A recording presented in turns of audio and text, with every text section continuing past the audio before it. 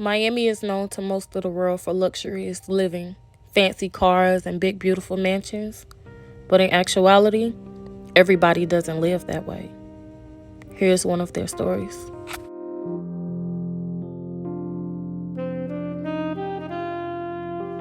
Hey YouTube, we're back with another interview. Today we have Gloria Johnson. who? Okay, Miss Gloria, so where were you born? Born in Newton County, north of here. North of North you? Georgia. Okay, so you was birthed in Georgia. And how long have you been in Miami? Year, 3 One, months. 1 year and 3 months. And how long have you been homeless? 4. 4 years? Okay, do you have any children? I have a son, one. You have one son. How old is your son? He'll be 36 May. 36 in May. Wow, my mom's birthday was in May. Wow. So he'll be 36 in May. Do he know you're here in Miami? Well, yes. Okay. And how did you become homeless? By I wasn't homeless. I had an apartment, and I left my apartment just for no reason. And see, we rest against spirits and prince of spirit and high places. Yes. Principality. And so at that time I was going through a lot. I was confused, and I was just leaving my apartment for no reason. Mm-hmm. And then I got to the point that I was on the street when I kept leaving my apartment. Then I go back home. My mama already told me, if you ain't got nowhere to go, you can always come back home. So I believed in that, and I trusted her. So I used to go back home every time I would leave my apartment or would be on the street for a month or so. I would live in motels when I get my check, and then I'm back on the street. So I would go back home at some time or another. And then she would get, my sister, she would get mad at me. Her name is Lisa. She would get mad with me, and then she'll tell my mama all kind of lies. And then she'll end up putting me out. So I was back and forth on the street constantly because of my family.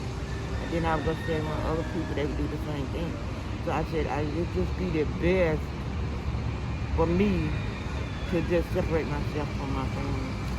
Yeah. And after a while, I started separating myself from my family. I went to myself, and I got me another apartment, and I moved in, and me and my son, and we stayed there for about 3 to 4 years. Mm-hmm. Then I ended back up on the street. Wow. It was a constant cycle going back and forth, and doing the same thing over and over, and I was tired of it, and I'm tired of it now. Yeah. But I'm about in the process of going to get my own place, okay, and maybe I can start over, right, and have the life that I've always dreamed of. Right. I wanted to have. Right. Wow. So that kept me on the street for years and years and years. I would stay in shelters when I go to it. When I come to Miami, I would go to shelters. Then I'll stay there for 3 months or more. Then I'll go to another shelter. But after so many shelters, I kept going to what's the name of it?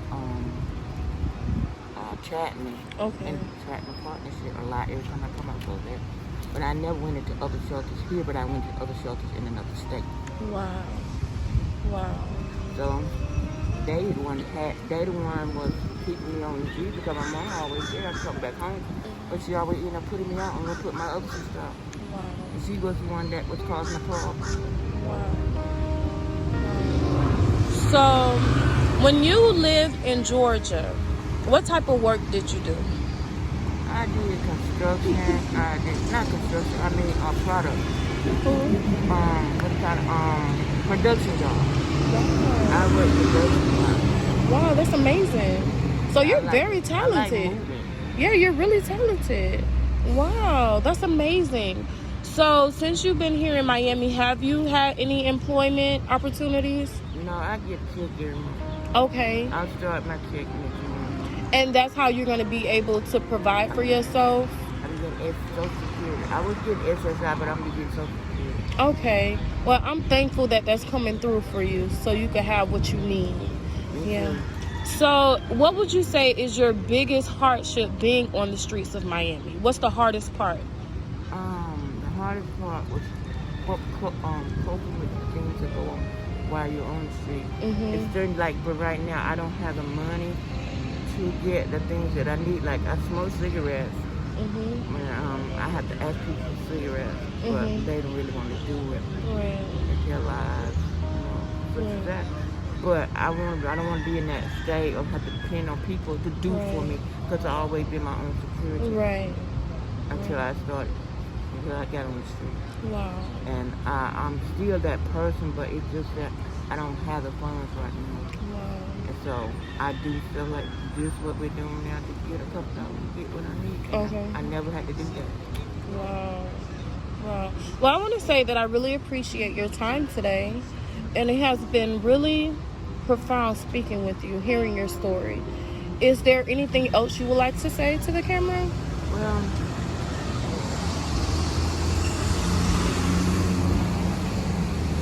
you're always, this is for somebody that might be going in that same direction that I went in. Keep your head up. Amen. And stay focused and let the Lord lead you, and not lead you into destruction, or not lead you into the wrong way like I had to go through. Because some people can I know I could have did it, but it was that I was mostly depressed, and then I had to end up going into the hospital because of that. But if you keep your head on and keep people focus on what you're doing and just keep doing what you do, you will be able to get through it, and you won't be on the street. You won't have to be on the street, because it's not easy out here. Right. It's really not. Right. There's a lot of things that you have to learn to be able to function and to cope with this kind of lifestyle. Right. So what is one of the biggest things you had to learn living out here? It's that the people, some of them are very cruel. They mean, they selfish. They don't want to help people. I never was like that. I always hope people, but then I learned how they do it out here and what they do to people. So I stopped helping them because they were selfish and they wanted you to give them, but they don't want to give back. Wow. But which I was a kind person, and I always had the spirit of giving. Right. So it wasn't a problem for me, but it's a problem for them because they're selfish and they're low down. They don't want to help nobody. Wow. And I don't think everybody is in that stage or in that situation. It's just that some people will turn you into doing stuff that you don't want to do. Wow. And lead you the wrong way. Wow.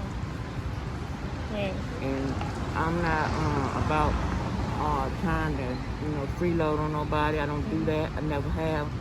I'm a woman of my word. I never freeload on nobody. I never had been on the street, so I really didn't know how the street was until I got out. Wow. Wow. And I don't take advantage of people, but when I get something from people, I always pay it back. Okay. If I don't, my Lord do. So you're a very honest person. Yeah. Very honest. Yeah.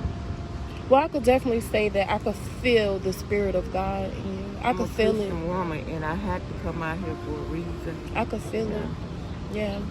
So it was a true honor speaking with you today. I was on the street true enough, but then I had to come back out here. Right. Yeah. It was an honor speaking with you today, and I wish you all the well. And I pray that things really get better for you. Yeah, I believe it will. Yeah, it's something in you. You have a very powerful presence. You have a God presence. It's something inside of you. And I honestly believe God is going to use you for something very big. Very big.